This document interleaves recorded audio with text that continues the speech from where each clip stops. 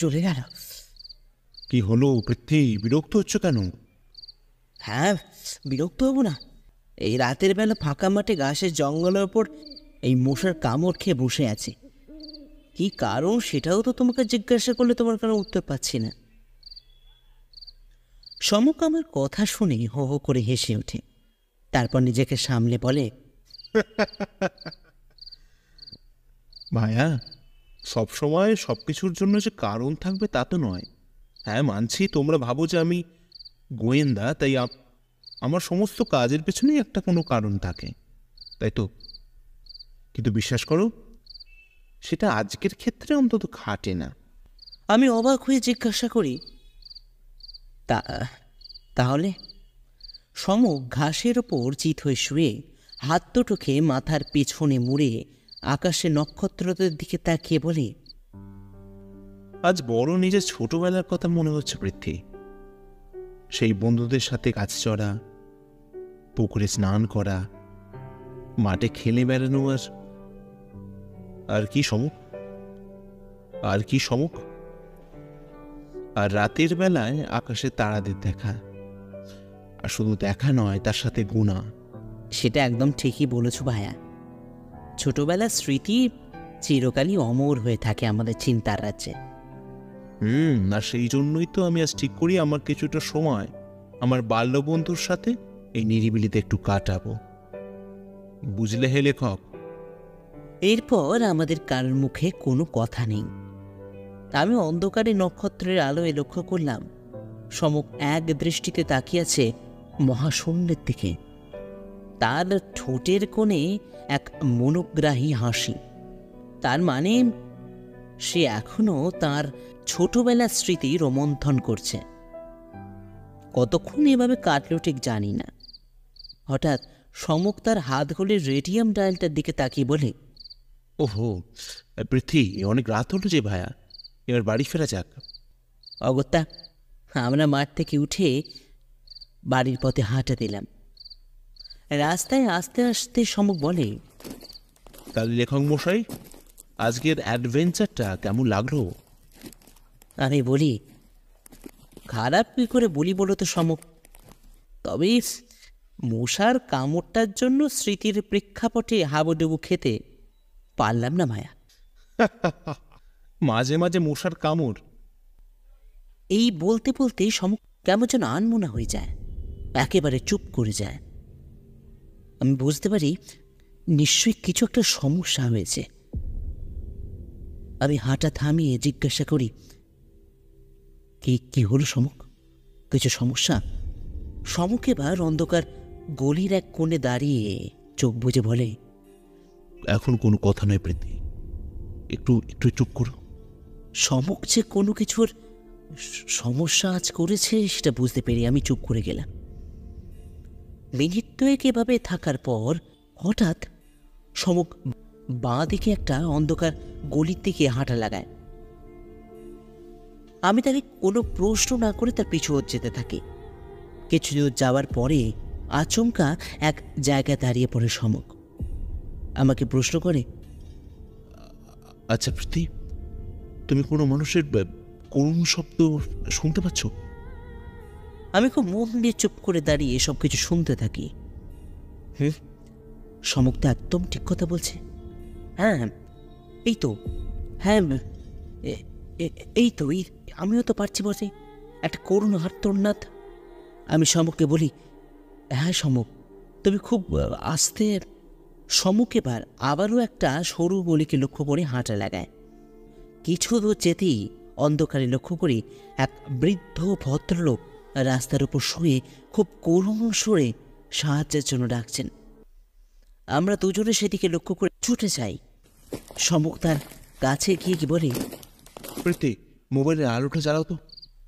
আমি তাড়াতাড়ি টর্চটা জেলে ভদ্রলোকের মুখে ফেলতে দেখি এক মুমূর্ষ ভদ্রলোক কিছু একটা জিনিসে ভয় পেয়ে আছেন। সমক তাকে জিজ্ঞাসা করে, আপনার কি হয়েছে? আপনার বাড়ি কোথায়? তিনি তেমন কিছুই বলতে পারলেন না। খালি গলির শেষে একটা বাড়ির দিকে আঙুল দেখে মূর্ছা গেলেন। আমি সমুখকে বলি, এখন কি করবে সমুখ? সমুখ বলে, আপাতত চলো ওনার দেখানো বাড়িতে একবার গিয়ে দেখা যাক। আমরা দুজন ভদ্রলোককে যখন সেই বাড়ির দরজার সামনে নিয়ে যাই, একজোড়া জুতোর ছাপ বাড়ির ভেতর থেকে বাইরের দিকে চলে গেছে। সমুখ সেদিকে দেখে বলে, এ যে ভীষণ গন্ডগোল হে ভায়া পৃথ্বী। আমি প্রথমে একটু হকচকিয়ে যাই, তারপর নিজেকে সামলে বলি, হ্যাঁ এখন তাহলে কি করবে সমুখ? সমুখ সেই দিকেই তাকিয়ে বলে, ঘাবড়ালে চলবে না পৃথ্বী, ব্যাপারটা সম্পূর্ণ কিনারা করা উচিত।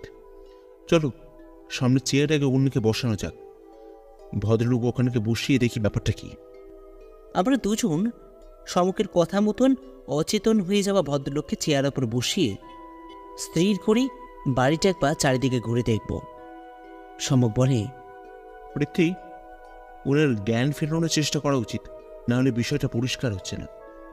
আমি এগিয়ে গিয়ে একটা টেবিলের ওপর থেকে একটা জলের গ্লাস তুলে সমুখের হাতে দিই। সমুখ গ্লাস থেকে জল নিয়ে ভদ্রলোকের মুখে দুবার ছেটাতেই ওনার হুঁশ ফিরে আসে। হুঁশ ফিরে আসতেই ভদ্রলোক অঝরে কেঁদে ওঠেন। তারপর ভেতরের দিকে আঙুল দেখিয়ে অপরিষ্কারভাবে বলেন, ও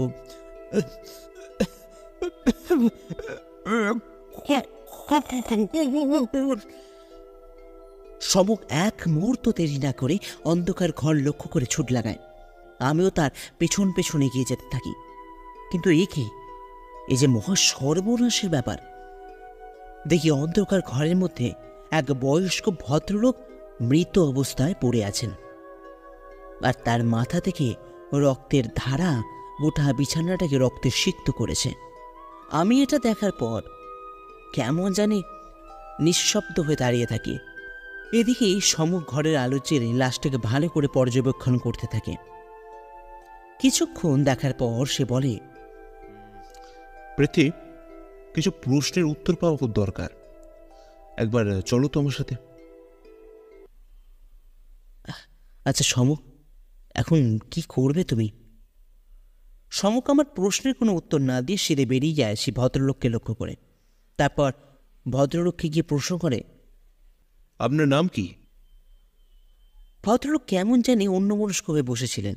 হঠাৎ সমুখের গলার আওয়াজে নিজে হুঁশ ফিরে বলেন, আমি আমি ইন্দ্রনাথ, ইন্দ্রনাথ মিত্র। আর মৃত ব্যক্তির পরিচয়? রঞ্জিত, রঞ্জিত মোহন কর, আমার আমার বাল্য বন্ধু। এই বলে আবারও চুপ করে যান ভদ্রলোক। সমুখ এবার তার উল্টো দিকের সোফাতে বসে বলে, কি করে ঘটলো ঘটনাটা? এই প্রশ্ন শুনে ইন্দ্রনাথ বাবু আবারও কাঁদতে থাকেন। সমুখ বলে, দেখুন মিস্টার মিত্র, আপনি নিজেকে শক্ত না করলে অপরাধী ধরা পড়বে না, তাই আসলে আমি আবার ঘরেই শুয়েছিলাম। ইনসমিনিয়া থাকায় রাতে ভালো ঘুম আমার হয় না, তাই ঘুম থেকে উঠে বাথরুমে যাওয়ার সময় রঞ্জিতকে ডাকছি, কিন্তু দেখি তার কোনো প্রশ্নের উত্তর পাচ্ছি না। বহুক্ষণ এভাবে ডাকতে থাকি, পরে নিজেই বহু কষ্টে রঞ্জিতের কাছে এসে দেখি। এই বলে আবারও কাঁদতে থাকেন ইন্দ্রনাথ বাবু। আমি বলি, তারপর সাহায্যের খোঁজে আপনি রাস্তায় মানুষের খোঁজ করতে থাকেন, তাই তো? আসলে আসলে আমি ভালো করে হাঁটতে পারি না, তাই। সমুখ কিন্তু শুনি কিছুক্ষণ চুপ করে বসে থাকে। তারপর আমাকে বলে, একবার ইন্সপেক্টর কমলবাবুকে খোঁজ দেওয়া দরকার পৃথ্বী, ব্যাপারটা পুলিশের জিম্মায় পড়ে। আমি ভারী অবাক হয়ে যাই। সমুখের হাতটা ধরে ইন্দ্রনাথ বাবুর থেকে দূরে সরিয়ে এনে বলি, তাহলে তুমি তদন্ত করবে না? অযথা ঝামেলায় পড়া ঠিক নয় পৃথ্বী, আর তাছাড়া এটা পুলিশের জিম্মায় পড়ে। যদি তেনারা আমাকে সাহায্য করতে বলেন তাহলে অবশ্যই করব। আমি বুঝলাম সমক সহজেই খুনের কেসের ঝামেলা জড়াতে চাইছে না। তাই আমি কমলবাবুকে ফোন করতে চলে যাই। ইন্দ্রনাথবাবুর বাড়ি থেকে মোবাইলে নেটওয়ার্ক না পাওয়ায় বাইরে এসে আমি ফোনে কমলবাবুকে খোঁজ দিতে থাকি। ইন্দ্রনাথবাবুর বাড়িতে ফোনের শেষে যখন গিয়ে পৌঁছাই তখন সমক আমাকে বলে, বুঝলে পৃথ্বী, ভদ্রলোকের সুদের কারবার ছিল। আমি সমককে বলি, তাহলে সমক শত্রু থাকাটা খুব একটা অস্বাভাবিক কিছু নয়, কিন্তু এখন বুঝবে কি করে যে কে খুনটা করেছে? সমক আমার দিকে ফিরে মৃদু হেসে বলে, আমি এখন এসব নিয়ে কিছুই ভাবতে চাইছি না পৃথ্বী। কমলবাবু আসা অবধি আমি এখানে বসে অপেক্ষা করব। তারপর উনি যদি আমাকে সাহায্য করতে বলেন তো ভেবে দেখব, নাহলে সেখান থেকেই সিধে বাড়ি। আমি আর কিছু বললাম না। আধা ঘন্টার মধ্যেই ইন্সপেক্টর কমলবাবু তার দুজন কনস্টেবল নিয়ে চলে আসেন। সমক তেনাকে সমস্ত ঘটনা খুলে বলে। পরে তিনজনে আমরা ঘরটা ঘুরে ফিরে দেখতে থাকি।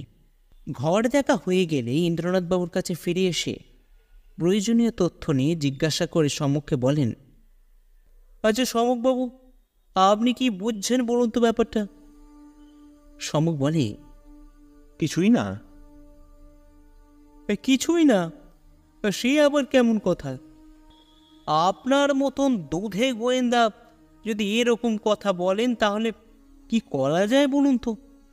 বিষয়টা তো আপনাদের অন্তর্গত হয়ে যাচ্ছে কমলবাবু, তাই আমি আর না না মশাই, আপনাকে কোনোভাবেই ছাড়া সম্ভব না।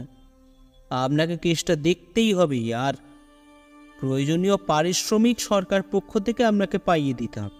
এই তো, একটা খুনি অপরাধ করে পালিয়ে বেড়াচ্ছে, সেটা তো আর মেনে নেওয়া যায় না মশাই। এরপর ইন্দ্রনাথবাবুর দিকে ফিরে কমলবাবু বলেন, তা কি ইন্দ্রনাথবাবু, আপনার কি মত বলুন? ইন্দ্রনাথবাবু কমলবাবুর কথায় নিজের হুঁশ ফিরে পেয়ে বলেন, হ্যাঁ, তা তো বটেই। কমলবাবুর কথায় মনে হয় সমক একটু আশ্বস্ত হলো। নিজের পুনরায় গাম্ভীর্য ভাবকে ফিরিয়ে এনে সে বলে, বেশ, তাহলে প্রথমে আমাদের ঘরটা ভালো করে খুঁজে দেখা দরকার কমলবাবু। বলা তো যায় না, যদি কিছু তথ্য পাওয়া যায়। আর কমলবাবু, আপনি দয়া করে পোস্টমর্টম রিপোর্টটা। আরে মশাই, ওসব নিয়ে একেবারেই ভাববেন না। আমি ইতিমধ্যেই লাশটাকে পোস্টমর্টম করতে পাঠিয়ে দিয়েছি। রিপোর্ট এলেই আপনাকে জানিয়ে দেওয়া হবে। সমক এবার আমার দিকে ফিরে বলে, পৃথ্বী, তুমি বলছ বাড়ি চলে যাও। সঞ্চিতা চিন্তা করছে। আমি দিকের কাজটা শেষ করে আবার ফিরে আসছি। অগত্যা, ইচ্ছা না থাকলেও উপায় নেই। বাড়ি ফিরে এসে সঞ্চিতাকে সব জানাতে সে আমায় আবারও সমকের কাছে পাঠিয়ে দেয়। তাই আবারও আমি ইন্দ্রনাথবাবুর বাড়ির দিকে যাত্রা করি। আসলে সত্যি বলতে কি, আমিও চাইছিলাম যে তদন্তের সব ঘটনার সঙ্গে আমি অঙ্গাঙ্গিকভাবে যুক্ত থাকি। আসলে খুনটা যে কে বা কেন করেছে সেটা আমিও ভেবে পাচ্ছি না। তাই সমুখের বুদ্ধির খেলাটা আমি দেখতে বিরত থাকতে চাইছি না। ইন্দ্রনাথবাবু বাড়ির সামনে যখন পৌঁছালাম, দেখি দুজন কনস্টেবল দাঁড়িয়ে নিজেদের মধ্যে গল্প করছে। আমি তাদের দিকে মৃদু হেসে ঘরের ভেতর ঢুকে যাই। আমাকে দেখতে পেয়েই সমুখ বলে, আমি ঠিক জানতাম পৃথ্বী তুমি আসবে, আর এসেছো খুব ভালো করেছে। কেন সমুখ? আসলে আমি মিস্টার করের ঘরটা সার্চ করতে গিয়ে একটা ডায়েরি পাই। ডায়েরি? কিসের ডায়েরি? না না, খুব সাধারণ একটা ডায়েরি। ওনাদের ব্যবসার সমস্ত হিসাবপত্র থাকতো। মানে সুদের ব্যবসা? তা কিছু ক্লু পেলেন নাকি? সমুখ আমার কথায় কোনো উত্তর না দিয়ে কমলবাবুকে বলে, কমলবাবু, যদি আপনার অনুমতি থাকে তাহলে এই ডায়েরিটা আমি একটা রাতের জন্য রাখতে চাই। পারি? আরে অবশ্যই রাখবেন মিস্টার সেন। রহস্যের তদন্ত করতে আপনার যা প্রয়োজন আপনি তা করবেন। অসংখ্য ধন্যবাদ আপনাকে। এবার বরঞ্চ আমি উঠি, কাল সকালে রিপোর্টটা পেলে আমাকে আবার জানিয়ে দেবেন। আমি আর সমক ইন্দ্রনাথ বাবুর বাড়ি থেকে বেরিয়ে এলাম। রাস্তায় আস্তে আস্তে সমক আর কোনো কথা বলে না। আমি লক্ষ্য করলাম তার কপালে প্রশ্নের ভাঁজ। তাই আর অধিক প্রশ্ন করে সমককে বিব্রত করতে আমি অন্তত চাই না। তমসাচ্ছন্ন নিশীথে কিসের প্রয়োজন হয় বলো তো পৃথ্বী? অন্ধকার ঘরে চেয়ারে সমক চোখ বন্ধ করে বসে আছে। আমি তার উল্টো দিকে একটা চেয়ারে গিয়ে বসি। শুনছি তা ইতিমধ্যেই নিদ্রামগ্ন, কারণ ঘড়িতে এখন প্রায় রাত 2টো পার হয়ে গেছে।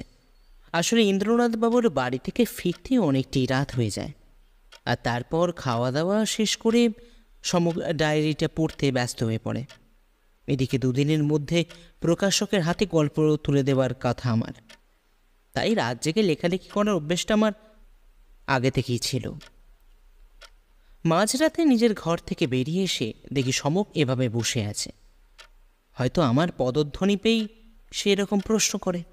আমি বলি, যতদূর আমার জ্ঞানের পরিধি সমক, তাতে বলতে পারি আলো। ভুল বললে ভাইয়া। ভুল বললাম? বেশ তো, তুমি বলো না।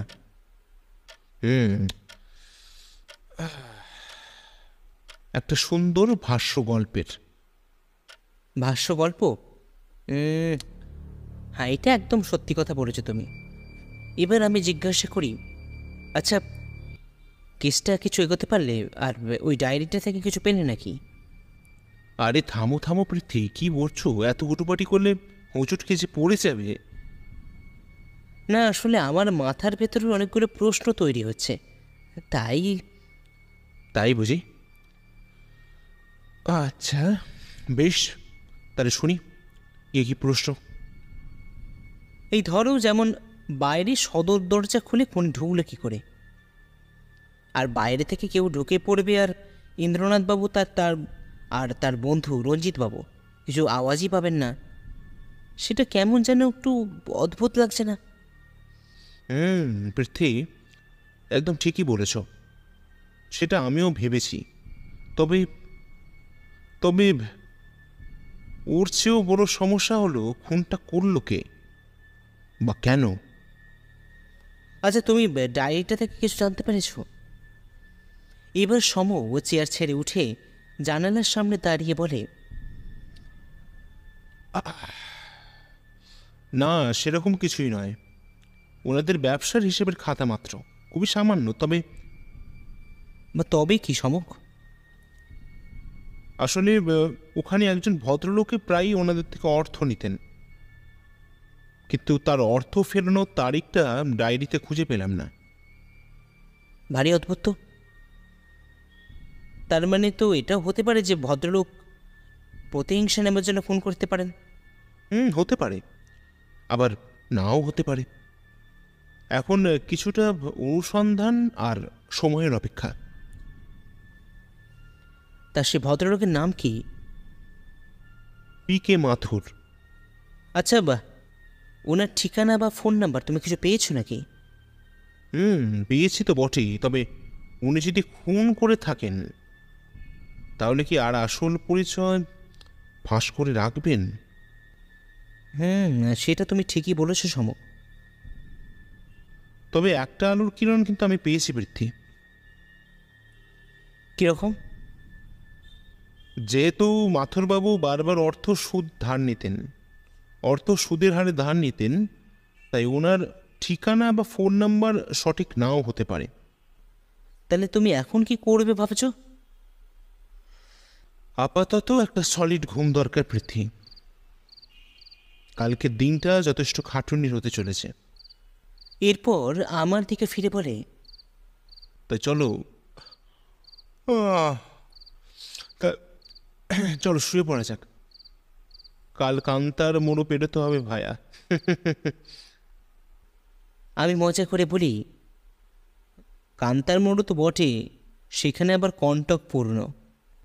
যা বলেছ ভাই। সকালে আমার ঘুম ভাঙতে আজ দেরি হয়ে গেল। ড্রয়িং রুমে বেরিয়ে এসে সঞ্চিতাকে জিজ্ঞাসা করতে জানতে পারি সমক ইতিমধ্যে কি একটা কাজে অনেক সকালে বেরিয়ে গেছে, আর আমাকে বলে গেছে একবার ইন্দ্রনাথবাবুর বাড়িতে ঢৌ মেরে আসতে। সকালে চা পান করার পর আমি বেরিয়ে পড়ি ইন্দ্রনাথবাবুর বাড়ির উদ্দেশ্যে। আশ্চর্য লাগছে এই যে ভেবে যে সমক এত সকালে গেল কোথায়, আর যাওয়ার থেকেও বড় প্রশ্ন হলো তার উদ্দেশ্যটা কি। আমি জানতাম না যে আমার আরও আশ্চর্য হওয়া এখনো বাকি ছিল। ইন্দ্রনাথবাবুর বাড়ির সামনে থাকা কনস্টেবল থেকে জানতে পারি সমক মিনিট 10 হলো এখানে এসেছে। আমি তাড়াতাড়ি ভেতরে ঢুকিয়ে দেখি বন্ধুবর ইন্দ্রনাথবাবুর সামনেই থাকা চেয়ারে বসে দিব্য গল্প করছে। প্রথমটা অবাক লাগলেও পরে বুঝতে পারি সমক এর মধ্যে কিছু একটা প্ল্যান আছে। আমাকে দেখতে পেয়ে সমক বলে, আরে পৃথ্বীজি, এসো, চলে এসো। তোমার অপেক্ষাই করছিলাম ভাই। আসলে এখানে ইন্দ্রনাথবাবুর শারীরিক অবস্থা জানতে একবার চলে আসি। ইন্দ্রনাথবাবু একই বিমর্ষ হয়ে বলেন, মিস্টার সেন, কাল রাতে আপনাদের সাক্ষাৎ না পেলে আমাকে ওই অন্ধকার গলিতেই পড়ে থাকতে হতো, আর আমার বন্ধু। এই বলে আবারও চুপ করে যান ইন্দ্রনাথবাবু। সমক বলে, দেখুন ইন্দ্রনাথবাবু, ঘটনার সময় আপনি ছাড়া আর কেউ উপস্থিত না থাকায় আপনাকে মশাই বিরক্ত করতে হচ্ছে বারে বারে, তাই। আরে না না, খুনিকে শাস্তির জন্য আপনাকে সাহায্য করতে আমি সবসময় প্রস্তুত। বেশ। আচ্ছা ইন্দ্রনাথবাবু, এই পিকে মাথুর নামে কেউ আপনাদের থেকে ধার নিতেন? ভদ্রলোক কিছুক্ষণ ভেবে বলেন, "না, আসলে ব্যবসার বিষয়টা রঞ্জিতই সামলাতো, তাই আমি এ বিষয়ে আপনাদের বিশেষ কোনো রকম আলোকপাত করতে পারবো না মিস্টার সেন।" বুঝলাম। আপনাকে আর বিরক্ত করব না। আবারও দরকারের পরে আসবো। আচ্ছা বেশ। আমরা দুজন ইন্দ্রনাথবাবুর বাড়ি থেকে বেরিয়ে আসি। আমি প্রশ্ন করি, সমক, কিছু খবর পেলে নাকি? কিছুটা। কেমন? মিস্টার মাথুর ঘটনার দিন নিজের দিদির বাড়িতে ছিলেন, আর এটা একদম সত্যি কথা। তার মানে মিস্টার মাথুরের অ্যালিবাই আছে? তা তো বটেই। এরপর সমক হাঁটা থামিয়ে বলে, তুমি বলেছ বাড়ি চলে যাও পৃথ্বী, আমি পরে ফিরব। এই বলেই সমক এগিয়ে যায় রাস্তা ধরে। অগত্যা আমিও ফিরে আসি। গোধূলির ক্লান্ত সূর্য এখন অস্ত্রাচলে। পাখিরাও ফিরে চলেছে এক প্রাচীন আশ্রয়ের খোঁজে। রাস্তার আলোগুলো জ্বলে ওঠে অমানিসা তমসা বিঘ্নিত করতে, কিন্তু সমকের কোনো খোঁজ নেই। আমার ক্লান্ত ও প্রতীকসম বেদনাদায়ক মন বারে বারে খুঁজে চলেছে নিজের সখাকে, কিন্তু সমক যে এরকমই সেটা আমার চাইতে ভালো খুব একটা কেউ বলতে পারবে না। সঞ্চিতা দুবার খোঁজ করে যায় বটে, কিন্তু আমি তাকে বিশেষ কোনো সদুত্তর দিতে পারি না। তাই সেও অন্ধকার ঘরের কোণে গিয়ে বসে থাকে। সমক গেল কোথায়? এসব যখন মনে মনে ভাবছি, হঠাৎ ফোনটা বেজে ওঠে। আমি গিয়ে ধরতে শুনতে পাই সমকের গলা। এখন কোনো প্রশ্ন করবে না পৃথ্বী, খুব তাড়াতাড়ি চলে এসে ইন্দ্রনাথবাবুর বাড়িতে। ব্যাস এইটুকুই। তাই সময় নষ্ট না করে সঞ্চিতাকে সব জানি আমি বেরিয়ে পড়ি ইন্দ্রনাথবাবুর বাড়ির উদ্দেশ্যে। মনে মনে একটাই প্রশ্ন, আদৌ কি সমক RM কর হত্যার রহস্য ভেদ করতে পেরেছে? যখন ইন্দ্রনাথবাবুর বাড়ির সামনে পৌঁছাই, দেখি পুলিশের গাড়ি মেন রোডের বাইরে দাঁড়িয়ে আছে। আমি গাড়িটা বাঁ পাশে রেখে এগিয়ে যাই সরু গলির ধরে। ইন্দ্রনাথবাবুর বাসভবনে ঢুকতেই দেখতে পারি ইন্সপেক্টর কমলবাবু, সমক এবং ইন্দ্রনাথবাবু ঠিক সামনের সোফাতে বসে আছেন। আমাকে দেখতে পেয়ে সমক বলে, আরে পৃথ্বী যে, চলে এসেছো, এসো বসো। আমি সমকের পাশে থাকা চেয়ারে গিয়ে বসি। তারপর প্রশ্ন করি, কি ব্যাপার সমক, সারাদিন তুমি কোথায় ছিলে? সমক আমার দিকে চশমার ফাঁক দিয়ে ওকে মেরে তার বিখ্যাত ধারালো হাসি এসে বলে, একটু ধৈর্য ধরো, আস্তে আস্তে সবই জানতে পারবে হে। তাহলে কি জবনিকা? সমক আর আমার কোনো প্রশ্নের উত্তর না দিয়ে সোফা ছেড়ে সিধে এগিয়ে যায় ইন্দ্রনাথ বাবুর দিকে। তার বিছানার সামনে আসতেই ইন্দ্রনাথ বাবুর সামনে ঝুঁকে পড়ে এসে বলে, কি ইন্দ্রনাথ বাবু, আপনার শরীর এখন কেমন আছে? ভদ্রলোক সমকের প্রশ্নের উত্তরে প্রথমে কেমন যেন হকচকিয়ে যান। তারপর নিজেকে সামনে বলে, মিস্টার সেন, কিছুক্ষণ আগে আপনি আমার বাড়িতে এসে প্রশ্নটা করে গেছেন। বেশ তো, তাও বলুন না। বেশ, শুনতে চান যখন। আমি এখন আগের তুলনায় অনেকটাই সুস্থ আছি, তবে মনটা বিশেষ ভালো নেই মিস্টার সেন। সেটাই তো স্বাভাবিক। এবার যেটা ঘটে তার জন্য আমরা একেবারেই প্রস্তুত ছিলাম না। সমক ইন্দ্রনাথবাবুর কথা শুনে হো হো করে হেসে ওঠে। সত্যি বলতে কি, আমি এ ধরনের সমকের প্রতিক্রিয়া একেবারেই প্রস্তুত ছিলাম না। সমক নিজের হাসি থামিয়ে বলে, মন ভালো থাকবে কি করে বলুন তো ইন্দ্রনাথ বাবু? একটা খুন করে কেউ কি ভালো থাকতে পারে? ইন্দ্রনাথবাবু দৃঢ় কণ্ঠে বলেন, কী সব যা তা বলছেন বলুন তো। সমক এবার সিধে হয়ে দাঁড়িয়ে আমাদের সামনে পায়চারি করতে করতে বলে, আমি কিছুই যা তা বলছি না, সেটা আপনার চাইতে আপাতত কেউ এখানে ভালো বলতে পারবে না। কমলবাবু বলেন, সমকবাবু, এ ব্যাপারটা একটু খুলে বললে ভালো হতো নাকি? নিশ্চয়ই। আসলে ইন্দ্রনাথ বাবুই খুন করেছেন মিস্টার করকে। আমি অবাক হয়ে বলি, কি বলছো সমক, ইন্দ্রনাথবাবু?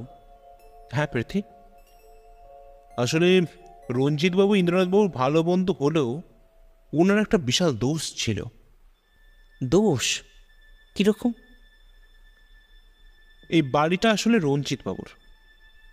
ইন্দ্রনাথ বাবুকে তিনি থাকার অনুমতি দেন, বলতে পারো আশ্রয় দেন।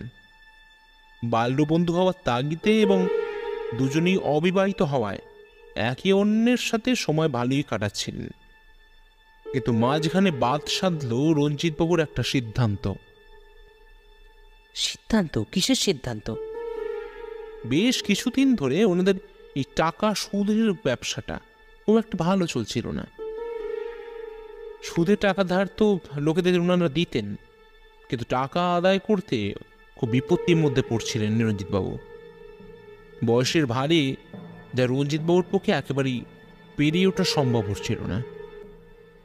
তাই রঞ্জিতবাবু সিদ্ধান্ত নেন ব্যবসাটা বন্ধ করে বাড়িটা একটা প্রমোটারের হাতে তুলে দিতে। তাতে কিছু অর্থও পেতেন, আর একটা থাকার মতন ভালো বসবাসযোগ্য ঘরও পেতেন। কি সমক, এতে ইন্দ্রনাথবাবু অসুবিধা কি আছে? আছে পৃথ্বী, কারণ রঞ্জিতবাবু ইন্দ্রনাথবাবুকে অন্য কোথাও চলে যেতে পারেন। কমলবাবু অবাক হয়ে বলেন, সে কি বলছেন মশাই, ওনারা তো ভালো বন্ধু। আগে না বাবু, হ্যাঁ মানছি ওনাদের বাল্যবন্ধুত্ব ভালো ছিল, তবে বর্তমানে সেটা একদম তলানিতে এসে ঠেকেছিল। আমি এবার বলি, কেন সমক, তুমি এরকম বলছো কেন? সমক ইন্দ্রনাথ বাবুর দিকে ফিরে বলে, কি ইন্দ্রনাথ বাবু, এবার আপনি বলবেন না আমি বলবো? ভদ্রলোক কিছু বলছেন না দেখে সমকের দায়িত্বটা নিজের কাঁধে তুলে নেয়। সে বলে, আসলে ইন্দ্রনাথবাবুর যাওয়ার জায়গা বলে কোথাও ছিল না। ওনার একমাত্র আশ্রয় প্রশ্রয় যাই বলুন না কেন ছিলেন এই রঞ্জিতবাবু। আর যেহেতু ওনার হাতে অর্থ তেমন কিছু ছিল না, তাই আমাদের চমকে দিয়ে এবার ইন্দ্রনাথবাবু বলেন, হ্যাঁ, আপনি একদম সত্যি কথা বলেছেন সমকবাবু। আমি বহুবার ওকে বোঝাতে চেয়েছিলাম, কিন্তু ওর একেবারেই সেই একই গো। কোনো মতে আমাকে সরিয়ে এ বাড়িটাও বেচে দিতে চেয়েছিল, আর আমি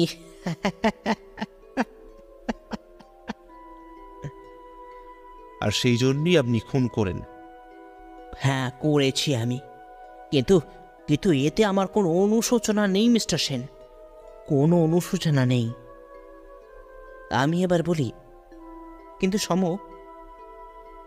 ইন্দ্রনাথবাবু তো ভালো করে হাঁটতে পর্যন্ত পারেন না, তাহলে? ইন্দ্রনাথবাবু রঞ্জিতবাবু রাতের খাবারে ওষুধ মিশিয়ে দেন, ঘুমের ওষুধ। তারপর এই বলে চুপ করে যায় সে। কমলবাবুর হাতে ইন্দ্রনাথবাবুকে তুলে দিয়ে আমরা দুজন বেরিয়ে পড়ি বাড়ির উদ্দেশ্যে। পথে আস্তে আস্তে আমি প্রশ্ন করি, আচ্ছা সম, তাহলে মিস্টার মাথুরের ব্যাপারটা কী হলো? সম খাঁটা থামিয়ে বলে, ওই যে তোমাকে আগেই বলেছিলাম, এই বিষয়ে আমার একটা দ্বিধা ছিল প্রথম থেকেই। তাই আজ সকালে বেরিয়ে আমি প্রথমে ওনার সম্বন্ধে খোঁজ করতে থাকি, আর জানতে পারি ওনার দিদির বাড়িতে উনি যান ওনার ভাগ্নির জন্মদিন পালন করার জন্য। কিন্তু সেটা কি সত্যি কথা? হ্যাঁ পৃথ্বী, একেবারে সত্যি কথা। কারণ আমি খোঁজ নিয়ে জেনেছি যে সেদিন সত্যি করেই ওনার দিদির মেয়ের জন্মদিন ছিল, এবং তার দিদিকে এবং তার আশেপাশে পরিচিত জন যারা সেদিন ওই অনুষ্ঠানে উপস্থিত ছিলেন তাদের জিজ্ঞাসা করে জানতে পারে তিনি সত্যিই উপস্থিত ছিলেন। আর শুধু উপস্থিত নয়, সারাটা রাত তিনি ওদের বাড়িতেই ছিলেন। তাহলে তো ওনার একটা অ্যালিবাই থাকছে সম। তা তো বটেই। তাই ওনাকে এই বিষয়টা জড়ানোর বিশেষ প্রয়োজনীয়তা আমি লক্ষ্য করি না। আর এই ইন্দ্রনাথবাবুর ব্যাপারটা?